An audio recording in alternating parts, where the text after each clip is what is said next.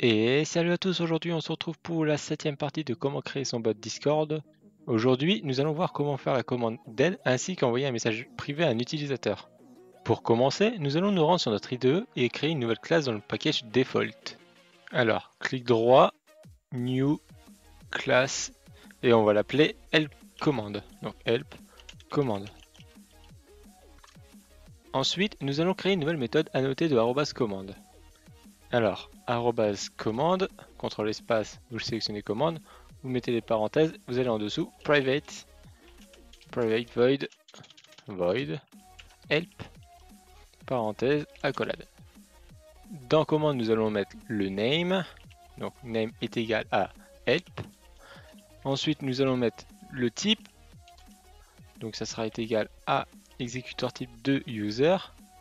Ensuite, nous allons mettre la description qui sera égale à affiche la liste des commandes.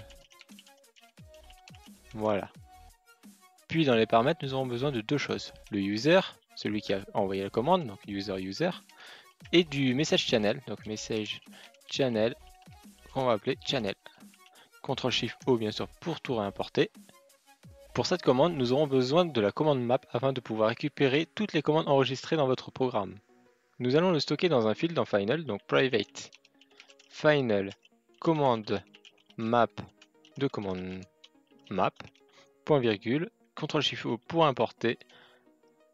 Et pour l'initialiser, nous allons utiliser le constructeur. Donc CTRL espace et vous sélectionnez constructeur, vous enlevez le to do et vous insérez la commande map dans les paramètres. Donc commande map de commande map, voilà, CTRL espace et viv.commandemap est égal à commande map. Le voici initialisé. Nous pouvons maintenant continuer notre méthode help. Pour cette commande, nous allons utiliser les embed messages afin de set dans chaque fil le nom et la description de chaque commande que l'utilisateur peut effectuer. Nous déclarons un embed builder, donc embed builder, que l'on va appeler builder, qui sera égal à new embed builder. Dans cet embed, nous allons y mettre son title, donc builder.setTitle, et pour le title, nous allons lui mettre liste des commandes. Point. Ensuite, nous allons lui mettre sa petite couleur, donc builder.setColor, de color. Et on va utiliser donc les couleurs de AWT, et nous allons mettre un petit cyan. Puis nous allons mettre nos commandes dans chaque field. Alors, nous déclarons une petite boucle for, donc for, de simple command, que l'on va appeler commande, hop, deux points, command map, donc c'est là où on a besoin de la commande map, point get commands, avec le S. Donc c'est une collection de toutes les commandes qui ont été enregistrées. Ensuite, nous allons retirer toutes les commandes qui ne peuvent être exécutées que par la console. Pour ça, nous allons faire une petite condition if command.getExecutorType est égal à console. Alors nous allons continuer juste le code, faire une continue. Le continu va passer à la commande suivante sans prendre en compte les lignes que l'on mettra juste en dessous if.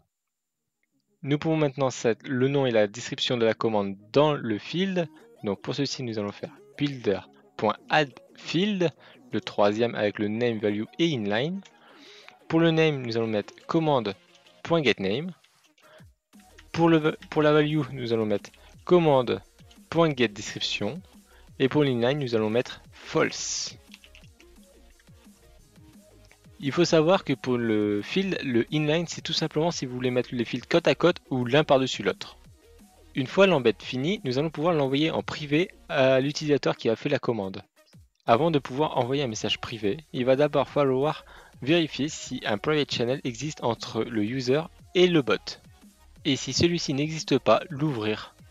Pour ceci, nous allons faire if user.asPrivateChannel et pour dire s'il n'y a pas de private channel, n'oubliez pas le point d'exclamation avant user. Et si un private channel n'est pas ouvert, donc nous allons l'ouvrir, donc user.openPrivateChannel.complete. Attention de bien mettre complete et pas .que. Maintenant, nous pouvons envoyer notre embed à notre user, donc user.getPrivateChannel.sendMessage, donc sendMessage pour le message embed de builder .build.que. Il se peut que suivant votre version de JDA que vous utilisez, que getPrivateChannel soit déprécié. Donc, plusieurs façons s'offrent à vous de pouvoir corriger ce petit warning, soit en ajoutant le sparse warning au-dessus de votre méthode help. Sinon, vous pouvez aussi mettre deux parenthèses devant user, marquer user IMPL, vous fermez une fois la parenthèse et vous refermez la deuxième fois votre parenthèse après user. CTRL-SHIFT-O pour importer, et là, plus de suppress warning. J'ai tout simplement casté user en user IMPL, car user IMPL c'est la classe qui hérite de l'interface user. Et oui, en réalité, user est une interface. Donc si je fais CTRL-clic sur user, on voit bien que user est une interface. Et si on descend un peu plus bas, nous voyons bien que la méthode getPrivateChannel est déprecatée. Ensuite, si je fais un CTRL-clic sur user IMPL, nous voyons bien que c'est bien la classe et qui implémente bien de user, donc de l'interface user. Et si on descend un peu plus bas, nous voyons bien getPrivateChannel qui lui par contre n'est pas en deprecated.